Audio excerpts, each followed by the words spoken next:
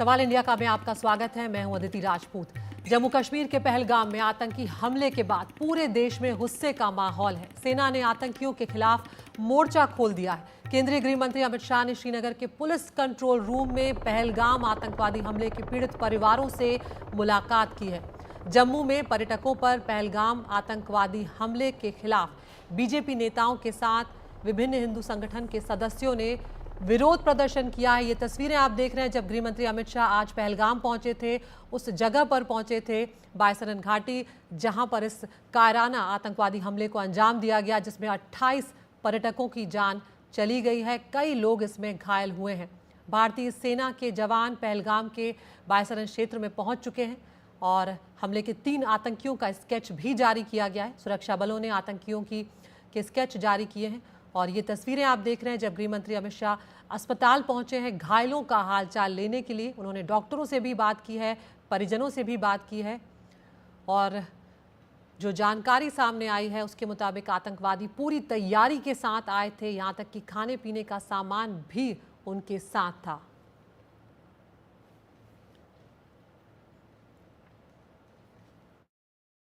कल के हादसे के बाद जो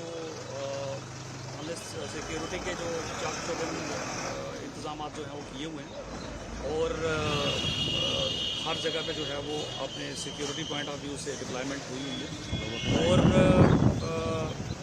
आपके माध्यम से मैं ये बताना चाहूँगा कि चूँकि इस टाइम पे जो है वो सबके इमोशंस जो हैं वो बहुत हाई हैं, तो सभी से यही रिक्वेस्ट रहेगी कि वो जो भी कहें, क्योंकि सोशल मीडिया का दौर है, तो जो भी कहें वो बिल्कुल सोच समझ के कहें और बड़े एतमाद से कहें कि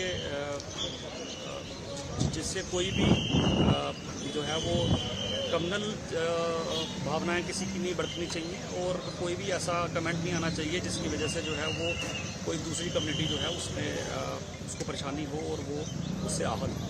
एज सच जो है वो हमारे पास सफिशेंट फोर्सेस इन प्लेस हैं और कोई भी कार्रवाई, कोई भी इसमें जो है वो कोई सिचुएशन इरप्ट होती है तो उसके लिए we are prepared for that. जो कल यहाँ पहलगाम में सानिया हुआ वो कोई सिर्फ नहीं था, वो हमारे जम्मू कश्मीर के बिलखुसूस कश्मीरियत पे अटैक, हम लोगों पे अटैक था। इसको हम पूरी तरह से इसकी मजम्मत करते हैं। ये बर्दाश्त नहीं किया जाएगा।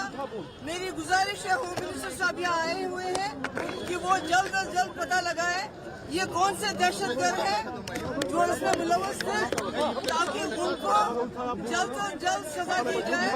क्योंकि ये लोग जो मुल्क के हमारे लोग, हमारे भाई बहन, हमारी बच्चियां वहाँ से यहाँ पैसा जमा करके यहाँ घूमने के लिए आते हैं, हंसने हंसाने के लिए आते हैं, तफरीह के लिए आते हैं। इस तरह बिला साजो सामान होते हैं वो, उन पे इस तरह हमला करना सबसे बड़ी बुज़दिली है।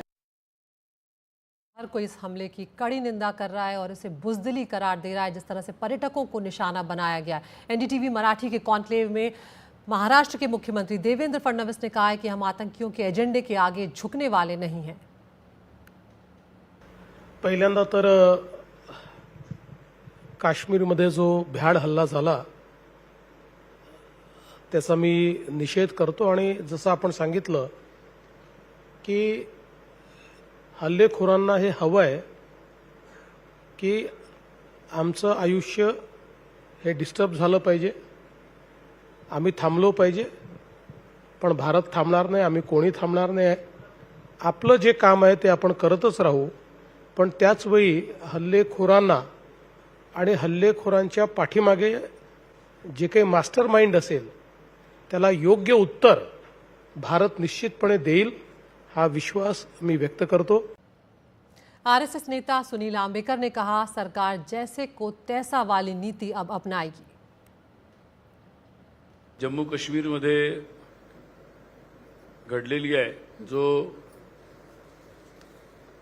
हिंदूंवर जो हल्ला झाला आणि त्यामध्ये अजून संख्या निश्चित नाही आहे, परंतु 26च्या वर जणांची ते हिंदू आहेत म्हणून त्यांची हत्या झालेली आहे। हे अतिशय म्हणजे एका अर्थाने संताप आणणारी गोष्ट आहे। दंड मिळालाच पाहिजे आणि त्यामुळे त्याकरता जी आवश्यक कारवाई आहे मला असं वाटतं की सरकार पण ॲक्शनमध्ये आहे आणि त्यामुळं म्हणजे थोडी नाही एकदम असा धडा शिकवणं आवश्यक आहे की ज्यातून पुढे अशी गोष्ट करण्याची त्यांच्यामधले कोणी हिंमत पण करणार नाही। और हमारे साथ हमारे तमाम सहयोगी जुड़ेंगे अलग अलग शहरों से, जिनसे हम सुरक्षा पर भी बात करेंगे और बात करेंगे किस तरह से अलग अलग शहरों में लोगों का गुस्सा फूटा है। सबसे पहले हम यहाँ पर आपको बता दें, प्रभाकर हमारे साथ है पटना से, हमारे साथ मुंबई से पारस दामा जुड़ रहे हैं, निहाल किदवई बेंगलुरु से हमारे साथ जुड़ रहे हैं, इसके अलावा गुरप्रीत चीमा है करनाल हरियाणा से और सोमू आनंद हमारे साथ जयपुर से जुड़ रहे हैं। यहाँ पर सबसे पहले गुरप्रीत आपके पास अगर मैं आऊँ तो सबसे पहले गुरप्रीत आपके पास मैं आऊँगी। यहाँ पर करनाल में आप हैं जहाँ पर विनय नरवाल जो है वहाँ पर उनका पार्थिव शरीर ले जाया जाना है। कुछ देर पहले हमने तस्वीरें देखी जब दिल्ली की मुख्यमंत्री रेखा गुप्ता उन्हें श्रद्धांजलि अर्पित कर रही थी। सिर्फ हफ्ता भर करीब बीता है जब उनकी शादी हुई थी, उनके परिवार पर दुखों का पहाड़ टूट पड़ा है। क्या कुछ इस वक्त वहाँ पर चल रहा है, तस्वीरें भी हमें दिखाएं और डिटेल्स भी दें। जी बिल्कुल, सबसे पहले तस्वीरें दिखा देते हैं। सुबह से लगातार यहाँ पे लोग मिलने वाले आ रहे हैं, उनका जो दुख है उसको कहीं ना कहीं बांटने की कोशिश कर रहे हैं। अगर बात करें बीजेपी के जितने भी लोकल एमएलए थे वो भी सभी आए, उन्होंने मुख्यमंत्री से बात भी कराई ताकि जो परिवार का जो इतना बड़ा दुख है उसको कहीं ना कहीं शेयर किया जाए। उनके जो रिलेटिव हैं वो हमारे साथ हैं, सतपाल जी, उनसे बात करते हैं क्योंकि कुछ दिन पहले अप्रैल 16 को उनकी शादी होती है, 19 को रिसेप्शन करते हैं और उसके बाद कुछ दिनों के लिए हनीमून टूर पे जाते हैं, लेकिन वहाँ पे ये हादसा हो जाता है। तो सतपाल जी, विनय नेवी ऑफिसर बना, काफ़ी उसने हार्डवर्क किया, उनके दादाजी से भी बात हुई, तो अब क्या मांग क्या कर रहे हैं, क्योंकि कहीं ना कहीं ये बहुत बड़ा जो टेररिस्ट अटैक हुआ है जिसमें जान चलेगी, कुछ दिन पहले उनकी शादी हुई थी।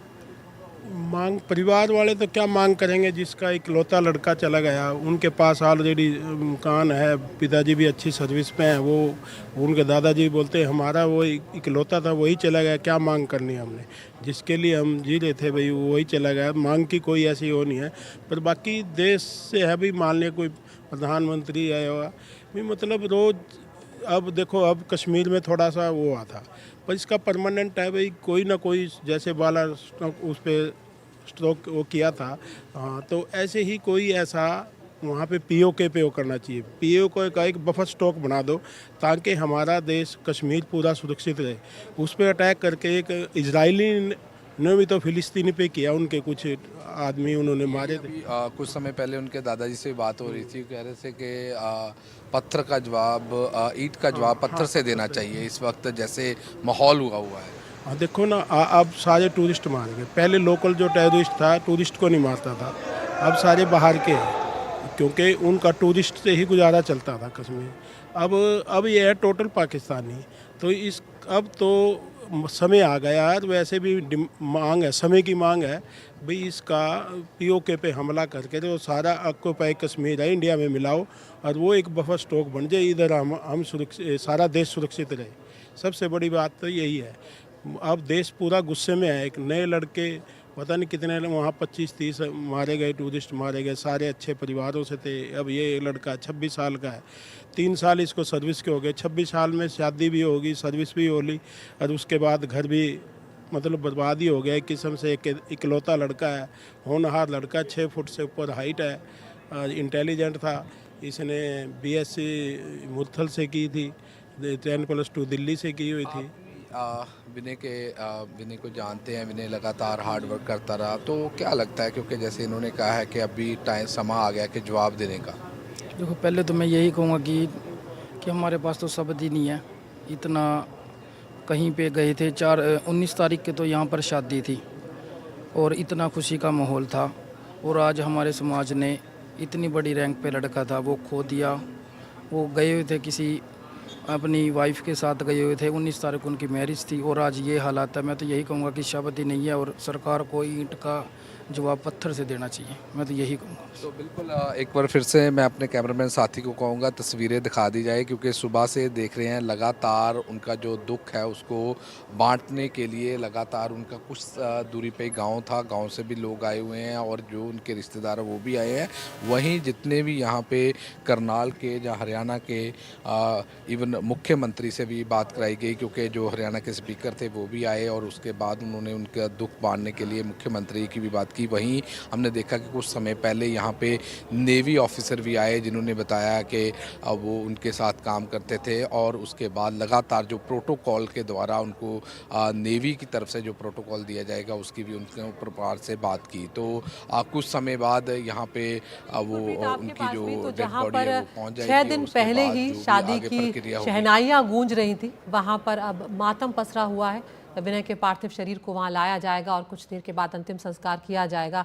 अब मुंबई में चलूंगी, पारस दामा हमारे सहयोगी हमारे साथ बने हुए हैं। पारस, सबसे ज़्यादा 6 लोगों की जान जो है वो महाराष्ट्र से गई है। आपने कई लोगों के परिवार वालों से, उनकी जान पहचान वालों से पारस यहाँ पर बातचीत की है। क्या कुछ बदलाव आप देख रहे हैं वहाँ पर सुरक्षा को लेकर, और इस वक्त कब तक पार्थिव शरीर जो हैं वो अपने अपने परिवारों के पास पहुँचाए जाएंगे? बिल्कुल अदिति, बेहद दुखद घटना कश्मीर से सामने आई जब कुछ आतंकियों ने मिलकर 26 लोगों की जान ले ली। इन 26 लोगों में से 6 लोग महाराष्ट्र से भी थे, जहां पर 2 पुणे से, 3 मुंबई से सटे हुए डोंबिवली से और 1 पनवेल से हैं। ऐसे में सरकार द्वारा आज एक स्पेशल फ्लाइट का अरेंजमेंट किया गया था और जहां जहां लोग रह रहे थे, जो मृतक लोग थे, उनको फ्लाइट द्वारा उनके पार्थिव शरीर को वहाँ भेजा जा रहा है। ऐसे में मुंबई में भी ये जो 4 लोग हैं जो पनवेल में हैं, एक रहते थे, और 3 लोग जो मुंबई के सटे डोंबिवली में रहते थे, उनके पार्थिव शरीर को लाने के लिए अरेंजमेंट्स किए गए हैं। ऐसे में कुछ ही देर में जो उनकी फ़्लाइट है वो मुंबई हवाई अड्डे पर लैंड करेगी और उसके बाद उनके पार्थिव शरीर को यहाँ पर लाया जाएगा। जो 3 लोग डोंबिवली से थे, जहाँ पर हम खड़े हैं, ये डोंबिवली का एक मैदान है जहाँ पर इंतजामात किए गए हैं। जो पार्थिव शरीर है वो सबसे पहले यहाँ लाया जाएगा, यहाँ पर लोगों को पार्थिव शरीर के दर्शन करवाए जाएंगे और उसके बाद सारे रीति रिवाजों के साथ अंतिम संस्कार किया जाएगा। ऐसे में हम सुरक्षा की बात करें तो जैसे ही ये घटना हुई कश्मीर में, उसके बाद महाराष्ट्र में जितनी भी जांच एजेंसियां हैं या खुफिया एजेंसियां हैं वो सब सक्रिय हुई और विजिलेंस जो है उन्होंने बढ़ा दिया। जितने भी मुंबई पुलिस के डीसीपीज हैं उनको भी कहा गया है कि विजिलेंट रहना है आपको और सारे सुरक्षा व्यवस्था जो है वो चाक चौबंद तरीके से देखनी है। ऐसे में जितने भी लोगों से अदिति आज हमने बात की, परिवारजन थे, बेहद दुखी थे। जो जान पहचान वाले भी थे वो भी बेहद ज़्यादा दुखी थे। कुछ लोगों ने पूरी तरीके से ये भी बताया कि किस तरीके से जब उन्होंने अपने परिजनों से बात की, जो कश्मीर में थे, जिनकी मृत्यु हुई, उनके साथ गए हुए थे, उस समय किस तरीके से जो वहाँ पर आतंकी थे उन्होंने गोलीबारी की, सामने खड़े रह के जो है वो गोलीबारी कर रहे थे। तो ये मंजर बड़ा भयानक था उनके लिए और दुखों का पहाड़ जो है वो उन लोगों पे टूटा है आज। बिल्कुल। प्रभाकर पटना से हमारे साथ जुड़े हुए हैं। प्रभाकर, जिन लोगों पर भी ये बीता है वो भूल नहीं पाएंगे और पूरा देश इस वक्त उन परिजनों, उन परिवार वालों के साथ है, उनके दर्द को महसूस कर पा रहा है जो कुछ कल लोगों ने झेला है। आपके पास इस वक्त क्या डिटेल्स मिल रहे हैं? क्या सुरक्षा व्यवस्था को लेकर भी कुछ बदलाव किए जा रहे हैं, बढ़ाई गई है? जी देखिए, बिहार में सुरक्षा व्यवस्था को लेकर अलर्ट जारी किया गया है, डीजीपी ने अलर्ट जारी किया है। लेकिन इस पूरी घटना में जो मनीष रंजन है, जो कि आईबी के अधिकारी थे, हैदराबाद में पोस्टेड थे, बिहार के रहने वाले थे, बिहार के रोहतास जिले के रहने वाले थे, उनकी मृत्यु हो गई और उन्हें... आपको रोकूंगी प्रभाकर, एक बार इस वक्त हम रक्षा मंत्री राजनाथ सिंह वक्तव्य दे रहे हैं, सुनते हैं। और इसके जिम्मेदार लोगों को आने वाले कुछ ही समय में जोरदार तरीके से नजर आएगा। मैं देशवासियों को आश्वस्त करना चाहता हूं।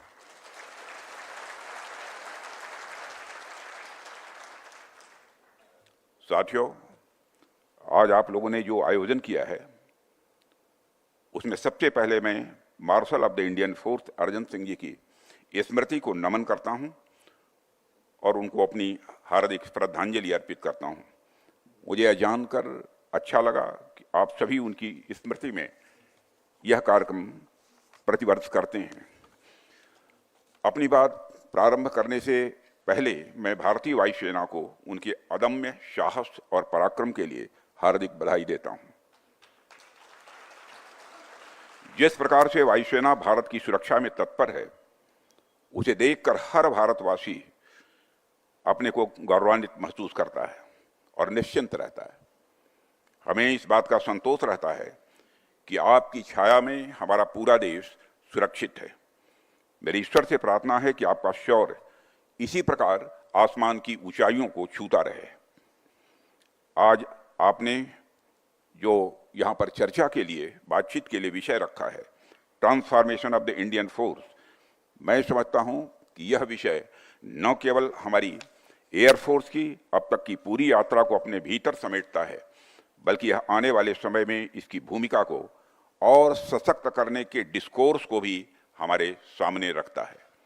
ऐसे कंटेम्प्रोरी और रेलेवेंट टॉपिक के सिलेक्शन के लिए भी मैं आप सबको बधाई देता हूं। साथियों, आज मैं खुद को गौरवान्वित महसूस कर रहा हूं कि मुझे ऐसे ऐतिहासिक व्यक्तित्व के बारे में अपनी बात रखने का अवसर आप सबने दिया है। यह हम सबका सौभाग्य है कि अर्जन सिंह जी जैसे विजनरी मिलिट्री लीडर्स इस देश में पैदा हुए। उनकी लीडरशिप, उनका विजन और देश के प्रति उनका समर्पण इनक्रेडिबल रहा है। वो अपने दौर के एक विजनरी मिलिट्री लीडर तो थे ही, उनका विजन आज भी उतना ही रेलेवेंट है और आज भी वह भारतीय वायुसेना के लिए और हमारे युवाओं के लिए किसी इंस्पिरेशन से कम नहीं है। उनकी जीवनी अपने आप में इतनी मोटिवेटिंग है जो आने वाली कई पीढ़ियों तक हम सभी को इंस्पायर करती रहेगी। मैं देख रहा था कि केवल 19 साल की उम्र में ही उनका सिलेक्शन प्रतिष्ठित रॉयल एयरफोर्स कॉलेज के लिए हुआ था और वहां उनका प्रदर्शन इतना उत्कृष्ट था कि उन्होंने अपनी कक्षा में शीर्ष स्थान प्राप्त किया था। फिर तो यहाँ पर रक्षा मंत्री राजनाथ सिंह को आपने सुना, उन्होंने कहा कि आतंकवाद के खिलाफ जीरो टॉलरेंस की नीति है और जल्द ही भारत अपनी रणनीति बनाएगा और उसके बाद जो उसका जवाब है वो भी देखने को मिलेगा। अपने तमाम सहयोगियों के पास एक बार फिर से हम लौट रहे हैं। प्रभाकर, आप यहाँ पर जानकारी दे रहे थे कि मनीष रंजन जो है वो यहाँ पर इन आतंकवादियों का गोली का शिकार हुए हैं। क्या कुछ डिटेल्स इस वक्त आपके पास है?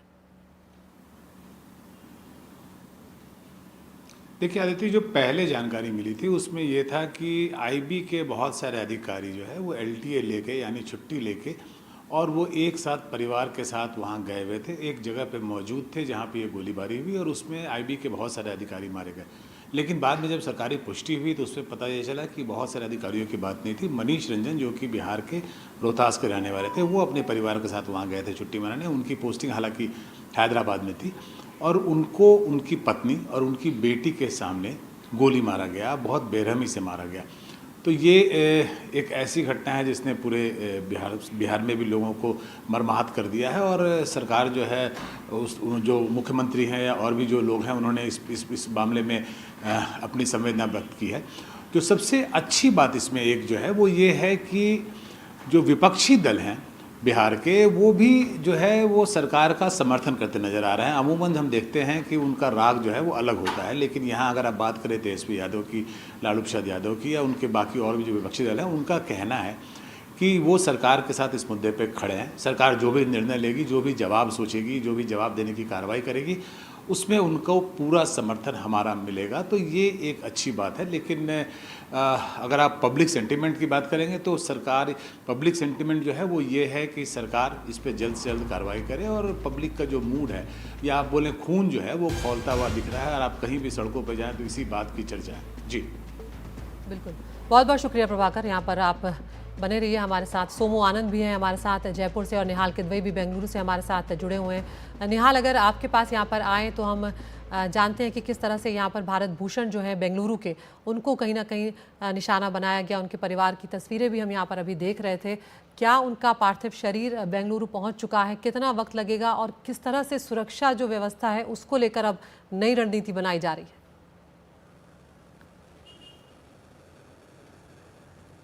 देखिए, इस हमले के बाद से ही हर राज्य की तरह कर्नाटक में भी हाई अलर्ट पर है पुलिस यहाँ पे, और जो दूसरी एजेंसियाँ हैं वो सब हैं। जहाँ तक भरत भूषण जी के पार्थिव शरीर का सवाल है, वो हमें ये जानकारी दी गई है कि रात में तकरीबन 10 से 10:30 बजे के आसपास विमान यहाँ बेंगलुरु पहुँचेगा, और उसके बाद उनके पार्थिव शरीर को बेंगलुरु के मतीकेरे में लाया जाएगा। एयरपोर्ट से तकरीबन 40 से 45 मिनट लगेगा वहाँ तक पहुँचने में। तो पहली बात तो ये है, वहाँ पर तैयारियाँ हो रही हैं। शायद कल उनका अंतिम संस्कार बेंगलुरु में ही हो दोपहर के वक्त। साथ ही साथ मंजूनाथ जी, जो कि शिवमोगा के व्यापारी हैं, रियल एस्टेट से जुड़े थे, उनका पार्थिव शरीर रात में 1 बजे के आसपास बेंगलुरु पहुंचेगा, ऐसी जानकारी मिल रही है, और इसके बाद शिवमोगा ले जाया जाएगा। हालांकि अभी तक ये साफ नहीं है कि बेंगलुरु से बाई एयर शिवमोगा ले जाया जाएगा या रोड के ज़रिए ले जाया जाएगा। अगर रोड से ले जाया जाता है तो 5 घंटे के आसपास का वक्त इसमें वक्फा लगेगा। लेकिन दोनों ही परिवार के बारे में जो बहुत ही दुखद है वो ये है कि दोनों अपने पत्नियों और एक बच्चे के साथ वहाँ गए थे, और वहाँ पर पत्नी के सामने दोनों ही पतियों की हत्या हुई है, और दोनों के पतियों की हत्या इन दोनों के सामने हुई, और बहुत ही दुखद है। परिवार इस सदमे से निश्चित जाहिर है कि उभर नहीं पा रहा है। लोगों में काफ़ी गुस्सा है। इनकी जो माँ है दोनों ही परिवार में, भरत भूषण की और मंजूनाथ जी की, वो लोग, उनका परिवार सब वहाँ पर सदमे में है, और अजीब सा एक सन्नाटा पसरा हुआ पूरे शहर में। लोगों में काफ़ी गुस्सा है, और जैसा कि हमारे दूसरे सहयोगी भी बता रहे थे, सब ये चाहते हैं कि सिर्फ नीति बनाने की ज़रूरत नहीं है, कार्रवाई की ज़रूरत है, एक्शन की ज़रूरत है, और एक सख्त कार्रवाई होनी चाहिए। क्योंकि इस तरह से अगर लोगों की जान बेवजह जाती रहेगी तो निश्चित तौर पर जो मंसूबे हैं इन आतंकियों के वो कामयाब होते रहेंगे, और इस मंसूबे को कामयाब नहीं होने देना है। देश एक साथ खड़ा है, सब लोग एक साथ खड़े हैं, और ऐसे में सरकार को कुछ ना कुछ कड़े कदम ज़रूर उठाने चाहिए। बिल्कुल निहाल, बड़ी बात यहाँ पर है। जयपुर चलेंगे सोमू आनंद के पास। सोमू, जिस तरह से निहाल कह रहे हैं कि पूरा देश इस वक्त उन परिवारों के साथ खड़ा है जिन्होंने अपनों को खोया है, क्या खबर इस वक्त आपके पास है? देखिए, मैं जयपुर में हूँ, और जयपुर के नीरज जो कि दुबई में रहते थे लेकिन उनका परिवार यहीं पर रहता था, उनकी भी इस आतंकी हमले में मौत हुई है। उनकी आतंकियों ने गोली मारकर हत्या की। वे अपनी पत्नी के साथ एक शादी समारोह में हिस्सा लेने के लिए भारत आए थे, और उसके बाद वे वहाँ पहुँचे थे, कश्मीर पहुँचे थे, लेकिन वे आतंकियों की गोलियों का शिकार हुए। हालांकि परिवार जो है वो पूरी तरह से अभी फ़िलहाल बात करने को तैयार नहीं है। हमने कोशिश की थी उनसे बात करने की, तब उन्होंने बात की थी, लेकिन अभी काफ़ी देर से यहाँ पर तमाम मीडियाकर्मी इंतजार कर रहे हैं कि उनके परिवार की तरफ से कोई बात कही जाए। जानकारी ये मिल रही है कि करीब 8:15 बजे के आसपास जो फ्लाइट है वो उनके पार्थिव शरीर को लेकर के यहाँ आएगी, और कल उनका अंतिम संस्कार किया जाएगा। क्योंकि जेडी वेंस भी यहाँ पर हैं, और इसलिए सुरक्षा जो है वहाँ पर कड़ी कर दी गई है। जैसे ही कल ये घटना हुई उसके बाद से जो अलर्ट केंद्रीय एजेंसियों की तरफ से इनपुट्स मिले थे उसके आधार पर उनकी भी सुरक्षा बढ़ाई गई थी, और जयपुर में भी अलर्ट किया गया था। तो फिलहाल 8:15 बजे की फ्लाइट से उनका पार्थिव शरीर यहाँ पर आएगा, और फिर कल इनका अंतिम संस्कार नीरज का किया जाएगा। बिल्कुल सोमू, हमारे साथ हमारे 2 सहयोगी और बने हुए हैं। तनुश्री है इंदौर से, और हमारे साथ रणवीर है लखनऊ से। तनुश्री, इंदौर के भी एक व्यक्ति ने यहाँ पर अपनी जान गंवाई है। क्या डिटेल्स उनके परिवार को लेकर मिल रहे हैं, और क्या पार्थिव शरीर अभी इंदौर पहुँच पाया है या नहीं? जी देखिए, इंदौर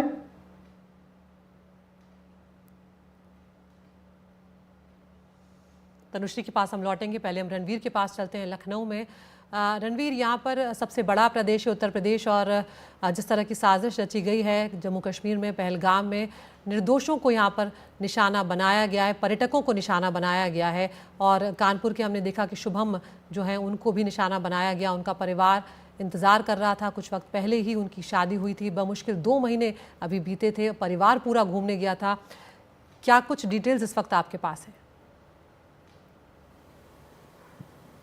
देखिए, शुभम द्विवेदी, जिनकी शादी फरवरी में 12 तारीख को हुई थी, सीमेंट कारोबारी हैं, 31 साल उम्र थी। पूरे परिवार के साथ 11 सदस्य कश्मीर में थे।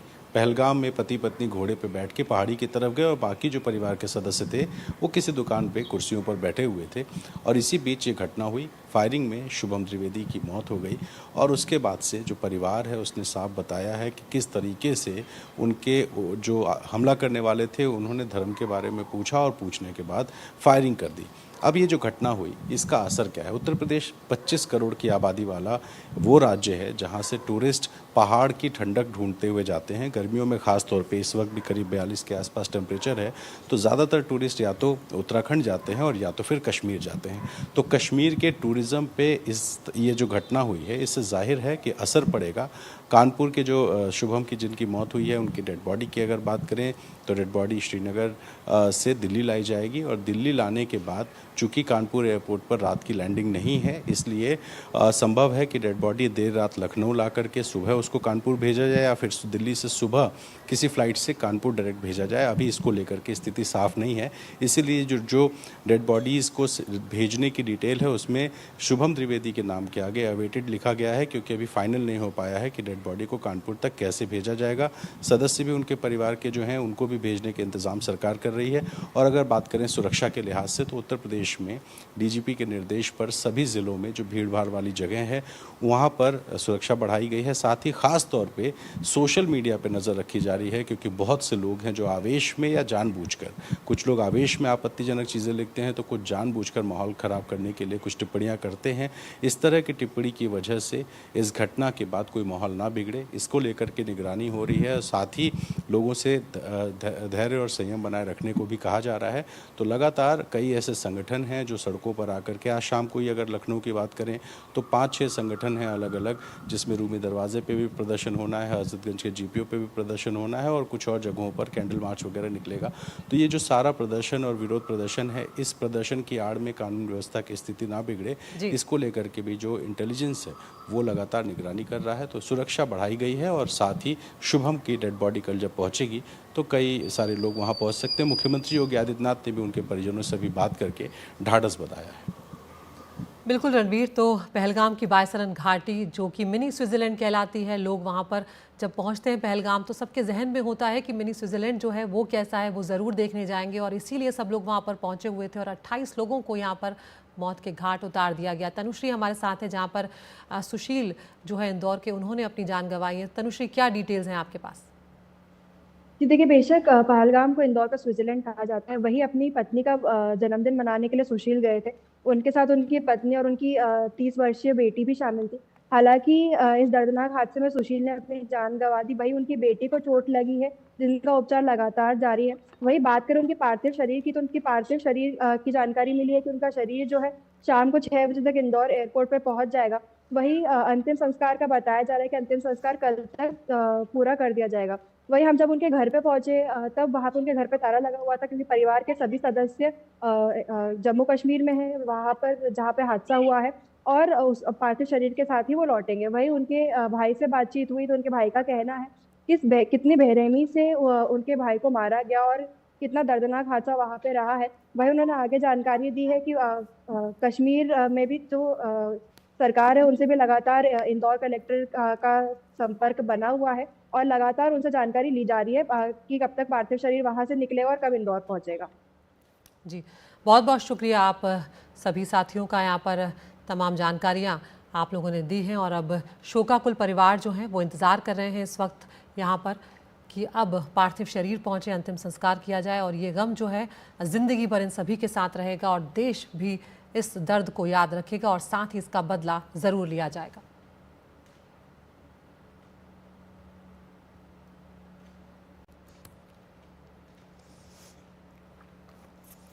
और एक बार फिर से ब्रेक के बाद आपका स्वागत है। पहलगाम की बायसरन घाटी में हुए हमले में अब तक 28 लोगों की मौत हो चुकी है, कई लोग इसमें घायल हैं और उस जगह को चुना गया जो दूर थी, जहां पर पहुंचना आसान नहीं था। टाइमिंग की अगर हम बात करें, एक बहुत बड़ी चीज़ इस हमले में टाइमिंग रही है कि कैसे अमेरिका के उपराष्ट्रपति जो हैं JD वैंस, वो भारत के दौरे पर हैं। प्रधानमंत्री नरेंद्र मोदी उस वक्त सऊदी अरब गए हुए थे, हालांकि अब वो वापस लौट आए दौरा बीच में छोड़कर, और बहुत ही जल्द अमरनाथ यात्रा जो है वो भी शुरू होने वाली है। और इस सब के बीच में इस कायराना हमले को अंजाम दिया आतंकवादियों ने।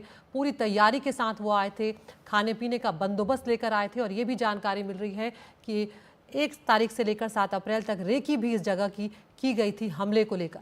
कुछ देर पहले की तस्वीरें आपको दिखा रहे हैं जब गृह मंत्री अमित शाह पहलगाम पहुंचे, उस जगह का मुआयना किया है, जायजा लिया है और साथ ही रक्षा मंत्री राजनाथ सिंह जो है उन्होंने बड़ी बैठक की है और कुछ देर पहले उन्होंने हमले पर बड़ा बयान दिया है। सुनवाते हैं आपको राजनाथ सिंह ने क्या कुछ कहा है।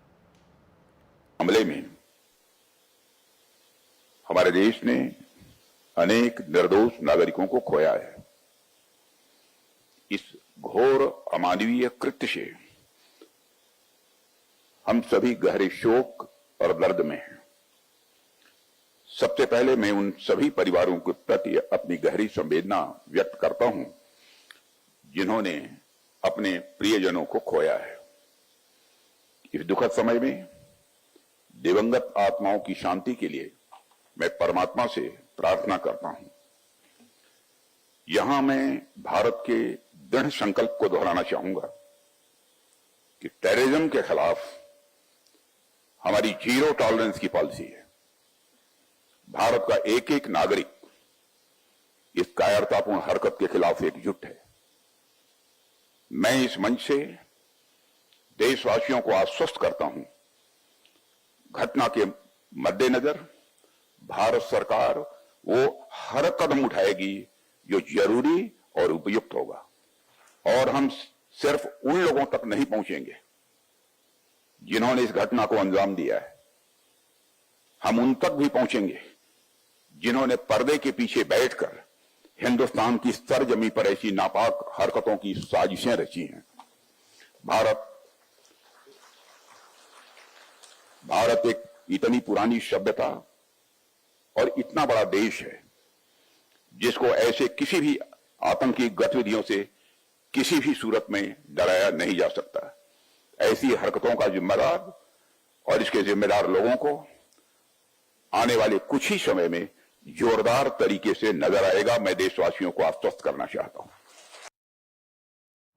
इस आतंकी हमले में कानपुर के व्यापारी शुभम द्विवेदी की भी जान चली गई। शुभम की 2 महीने पहले फरवरी में ही शादी हुई थी। वो अपनी पत्नी और परिवार के दूसरे सदस्यों के साथ 17 अप्रैल को कश्मीर घूमने गए थे। अब शोकाकुल परिवार पार्थिव शरीर का इंतजार कर रहा है।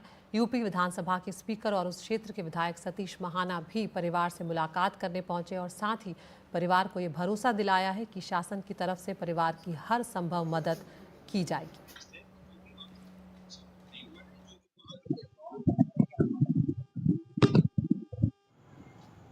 17 तारीख को यहाँ से गए थे। करीबन 11 लोगों का एक ग्रुप था जो कश्मीर भ्रमण करने गए थे। तो वहाँ पर अलग अलग जगहें सोनमर्ग और गुलमर्ग वगैरह यहाँ सब घूमने गए थे। आज ये पहलगाम में थे। तो वहाँ पर शुभम भैया उनकी अभी 12 फरवरी को ही शादी हुई है। तो वो और उनकी वाइफ घुड़सवारी करते हुए गए हुए थे ऊपर। वहाँ पर जानकारी हम लोग को ऐसे हुई कि भाभी ने फ़ोन किया नीचे ताऊ जी को कि शुभम भैया को गोली मार दी है सर पर। ऐसा बताया जा रहा है कि नाम पूछने के बाद गोलीबारी वहाँ पर शुरू करी है और सर पे गोली मारी गई है। करीबन 3 बजे हम लोगों ने यहाँ से हालचाल लेने के लिए उनको फ़ोन किया तो हम लोग को भी तभी घटना का पता चला कि उसके लगभग 10-15 मिनट पहले ही घटना हुई थी। हम लोग की यही गुहार है सरकार से कि जल्द से जल्द इस पूरी प्रक्रिया को निपटा करके हम लोग को जल्द से जल्द बॉडी दे दी जाए ताकि हम लोग अंतिम संस्कार वगैरह कर सकें। पहलगाम के इस आतंकी हमले में लेफ्टिनेंट विनय नरवाल की भी जान चली गई है। 26 साल मात्र लेफ्टिनेंट विनय की उम्र थी और मात्र 7 दिनों पहले ही उनकी शादी हुई थी। करनाल के वो रहने वाले थे। लेफ्टिनेंट विनय नरवाल का परिवार अभी शादी की खुशियां ही मना रहा था कि पूरा माहौल जो है अब वो मातम में तब्दील हो गया है। कुछ वक्त पहले उनके पार्थिव शरीर को दिल्ली लाया गया जहां पर नौसेना के अधिकारियों ने उन्हें श्रद्धांजलि दी। मुख्यमंत्री रेखा गुप्ता भी यहां पर मौजूद थी, उन्होंने भी श्रद्धांजलि उन्हें दी है। हिमानी जो कि लेफ्टिनेंट विनय नरवाल की पत्नी है, मात्र 1 हफ्ता पहले शादी हुई और उन पर दुखों का पहाड़ टूट पड़ा है।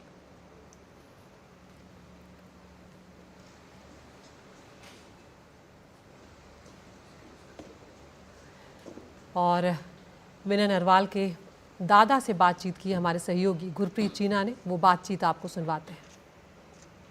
सर, आपके पास क्या इन्फॉर्मेशन आई, क्योंकि ये कहा जा रहा है कि सिर्फ जो मैन थे उनको टारगेट किया गया, वहाँ पे उनको ही मारा गया। ये तो मुझे नहीं पता, लेकिन जो क्लिप चल रही थी उसमें ज़रूर पता लग गया कि उन्होंने मजहब को पूछ के गोलियां चलाई है, सिर में उसके गोली मारी है जबकि वो खाना खा रहे थे उस टाइम। ठीक है, तो इन्फॉर्मेशन में सिर्फ इतना ही बताया गया भाई उसको अटैक हुआ है, उसमें गोली लग गई है। इससे फालतू और कोई पता नहीं लगा। क्योंकि ये भी टेररिस्ट अटैक हुआ है, हमें विनय भी देश की रक्षा करने में लगे, तो क्या कल कोई ऐसी बात आई, उन्होंने रजिस्ट किया, कोशिश की वहाँ पे, क्या एकदम से अटैक हो गया, क्या इन्फॉर्मेशन? उस चीज़ के बारे में तो कोई मैंने देखा नहीं है कैसे क्या हुआ। तो वो तो बैठे थे खाना खा रहे, जैसे हमें पता लग गया है, उसके बाद उन्होंने मतलब वहाँ गोलियाँ चली हैं, पूछ के सिर में गोली लगाई है, मारी है उसको। तो क्या मांग करते हैं, क्योंकि कहीं ना कहीं ये, क्योंकि विनय एक बहन थी और विनय, हम तो क्या मांग करेंगे, मांग तो जो गवर्नमेंट करेगी वो करेगी, जो कुछ उनका तो कुछ बन नहीं सकता।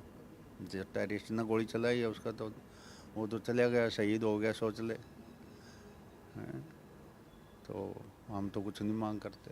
तो विनय के फादर मदर वहाँ गए हैं, कौन कौन गया वहाँ? विनय के पिताजी हैं और उनकी बेटी है, साथ में गए हैं, और उसके ससुर विनय के और सास वो गई हुई हैं श्रीनगर। तो विनय और विनय की बहन थे, दो ही बच्चे थे? दो ही बच्चे हैं, बड़ा विनय था, छोटी लड़की थी जिसका नाम सृष्टि है।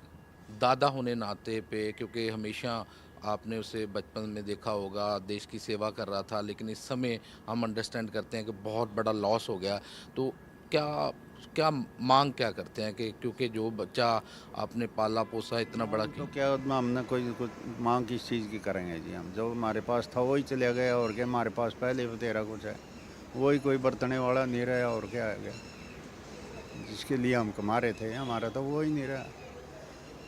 अभी तो ज़मीन भी है मेरे पास, घर भी है, ये तो हमारे पास है क्या। जस्टिस की मांग करते हैं, क्योंकि हाँ जस्टिस की मांग करते हैं, न्याय मिले हमें कुछ न कुछ। इस हमले में कर्नाटक के भी 2 लोगों की जान गई है। आतंकवादियों ने भारत भूषण नाम के व्यक्ति की गोली मारकर हत्या कर दी, जबकि उनकी पत्नी सुजाता और 3 साल के बेटे को जाने दिया। निहाल किदवई की रिपोर्ट आपको दिखाते हैं। पहलगाम में हुए आतंकी हमले में कर्नाटका के भी 2 लोगों की जान गई है।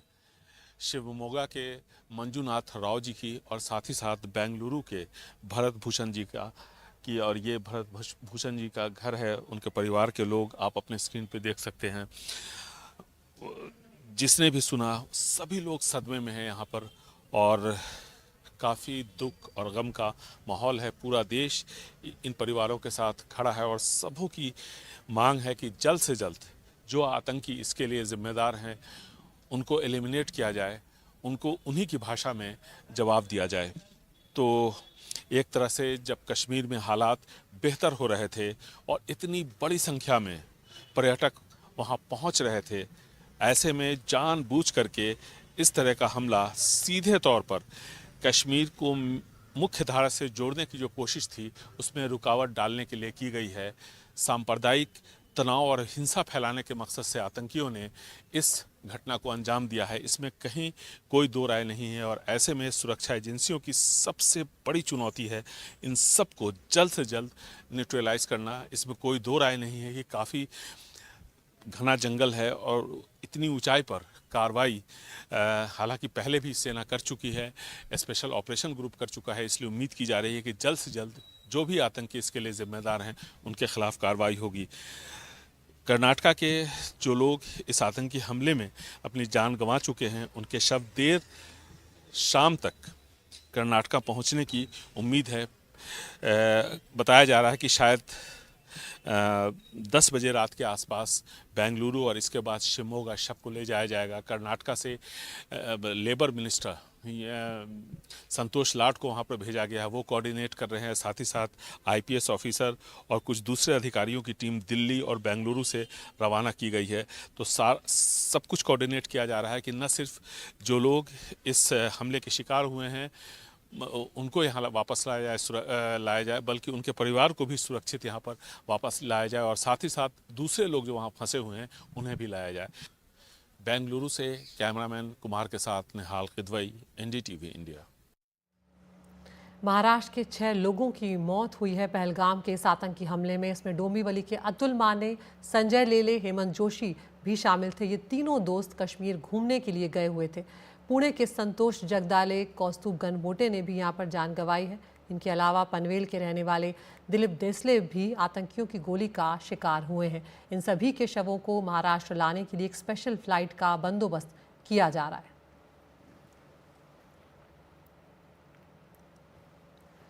और हमले में जान गंवाने वाले एक शख्स अतुल माने के दोस्त विवेकानंद से बातचीत की हमारे सहयोगी पारस दामा ने।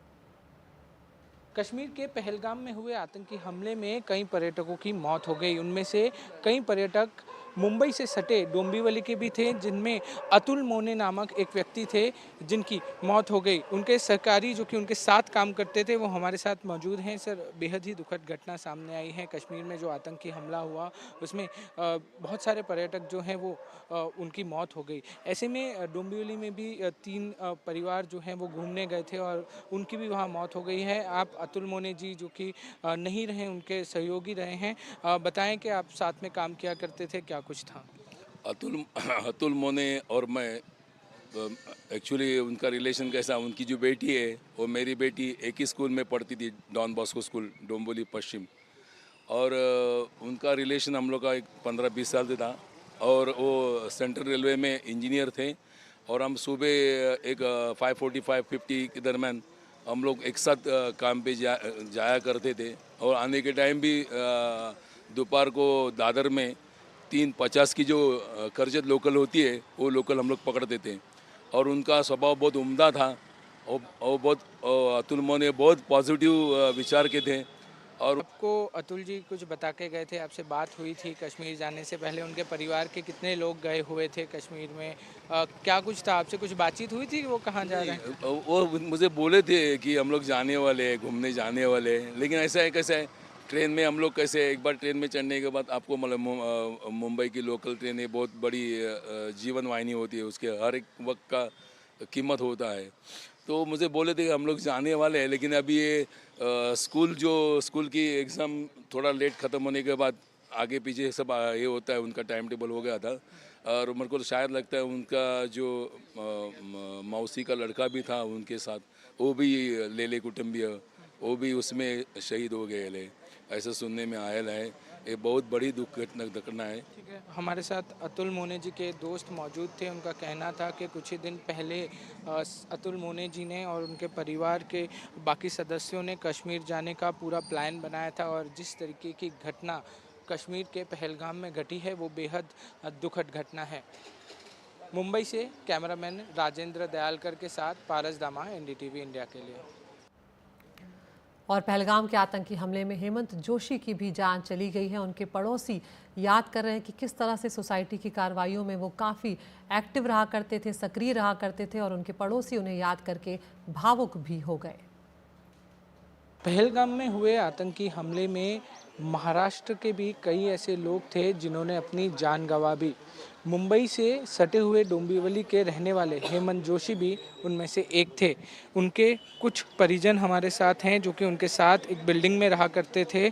क्या कुछ था उनसे जानने की कोशिश करेंगे। मैम, बेहद ही दुखद हादसा सामने आया है। हेमंत जोशी जी अब इस दुनिया में नहीं रहे हैं। कुछ ही दिन पहले वो कश्मीर गए थे और पहलगाम में इतना बड़ा जो टेरर अटैक है वो हुआ। क्या कहेंगी आप किस तरीके से उनको जानती थी, क्या कुछ था? हम लोग 12 साल से सोसाइटी में साथ में रह रहे हैं। हमारे बिल्डिंग का वो सेक्रेटरी था और सब काम वो अच्छे से संभालता था। मैं चेयरमैन थी, तो वीक में 2 बार हमारा डिस्कशन होता था सोसाइटी के बारे में और बहुत कोऑपरेटिव नेचर का था, बहुत अच्छा था। उसका जो मृत्यु है, उसका डेथ हम लोग बहुत पूरे सोसाइटी को बहुत धक्का लगा है उसके डेथ का। और ये संडे जाने वाला था, उस सैटरडे मिला था हमें कि ये संडे हम लोग जा रहे हैं और अगले संडे हम लोग आने वाले हैं। अभी अगले संडे वो आएगा नहीं, ये सोच के अभी मन में बहुत घबराहट सी होने वाली है अभी। वो और उनके परिवार में कितने लोग थे मैम जो साथ में रहते थे यहाँ? उनकी वाइफ थी और उसका बेटा था, और जो उसके पिताजी है वो डे केयर में है क्योंकि वो बीमार है, इसके लिए वो डे केयर में। चाहूँगा सर मैं कि आप किस तरीके से हेमंत जोशी जी को जानते थे, किस तरीके से जो ये घटना हुई है बेहद दुखद घटना है। मुंबई हो, नवी मुंबई हो, महाराष्ट्र भर के कुछ लोग जो हैं वो गए हुए थे, हेमंत जोशी सर भी उसमें से एक थे। कितना दुखद घटना है। ये बहुत दुखदायक शॉकिंग न्यूज़ है। हेमंत जोशी संडे को यहाँ से गए, वो जो हमें बता के गए सामने कि मैं जा रहा हूँ संडे को, अगले संडे में आ जाऊँगा। ये हेमंत जोशी का नेतृत्व इतना अच्छे थे, सबको मनमिलाऊ वृत्ति था, सबके साथ हंसना खेलना सब एकदम अच्छे थे वो, और हमको बता के भी गए कि मैं जा रहा हूँ, अगले संडे में आ जाऊँगा। इस तरीके के आतंकी हमलों से कितना नुकसान होता है, देश में माहौल बिगड़ता है, क्या एक्शन लेने की मांग जो है आप कर रहे हैं, क्योंकि बेकसूर लोगों की मौतें हो रही हैं।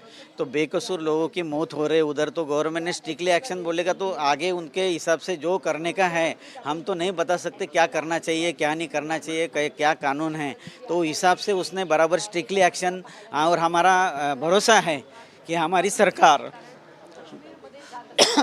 जरूर एक्शन लेंगे।